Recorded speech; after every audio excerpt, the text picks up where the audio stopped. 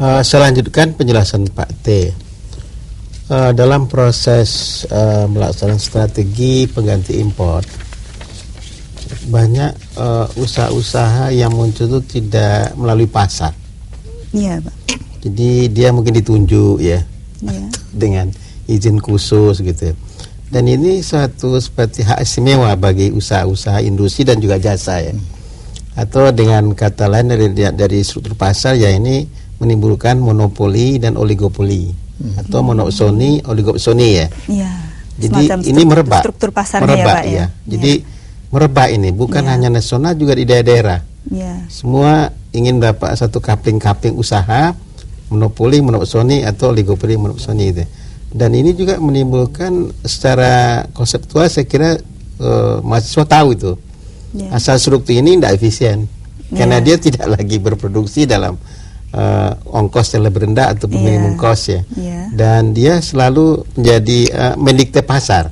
Nah, kenapa dikte? Oleh karena di mana-mana muncul captive market. Jadi ada kamu berdiri, ini pasarnya. Ini diberi lisensi, ini pasarnya. Dan itu sampai juga KUD. Jadi ini juga kelemahan. KUD selalu kasih captive market. Di mana dia bersaing kalau udah dapat captive market. Dan untuk lepas dari sana dia susah. Ketergantungan dia kepada captive market dan juga struktur yang monopoli, oligopoli ini membuat dia juga tidak bersaing ya. Tidak bersaing. Nah, ini mungkin juga kena ya, pada hakikatnya pada tahap awal memang yang muncul itu ya beberapa usaha karena tidak bebas masuk ya, artinya tidak free entry, free exit ya. Tapi masuknya juga kadang-kadang didukung oleh suatu kekuatan, oleh birokrasi ya. Dan ini melembaga perilaku itu. Maka sudah diceritakan oleh Pak T tadi masa birokrasi ya, awal 80-an. Nah, ini menjadi beban. Beban itu tidak hanya bagi BUMN, juga bagi swasta. Sehingga dengan sedikit ada diregulasi dan juga akhir-akhir penurunan tarif, ini pun tanda tanya besar juga. Misalnya saya cek Pak T ya, jadi rasio nilai tambah per input ya industri kita itu kok tidak banyak yang menurun ya, masih stagnan gitu. Ada beberapa yang turun memang seperti kertas juga. Tapi ini jadi tanda tanya, kenapa kok penurunan tarif biaya masuk kok tidak drastis menurunkan rasio input ya, rasio output nilai tambah dengan input. Ini tanda tanya juga. Jadi kita lihat masih besar di sini kekuatan di luar pasar untuk lebih efisien. Itu kira tambahan saya. Mungkin ada semacam itu ya Pak, non tarif barier itu ya Pak yang masuk ke dalam pasar itu ya Pak, sehingga tidak bisa mengefisiensikan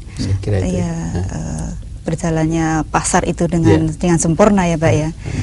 Kalau kita lihat proses daya saing ini sepertinya itu melekat pada industri manufaktur ya Pak ya.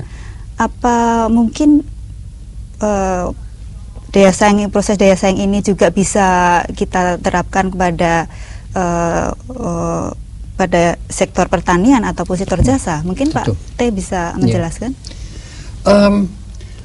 Pertama-tama saya ingin menguraikan sedikit lebih banyak mengenai apa yang kita artikan dengan daya saing internasional dari sektor industri pengolahan.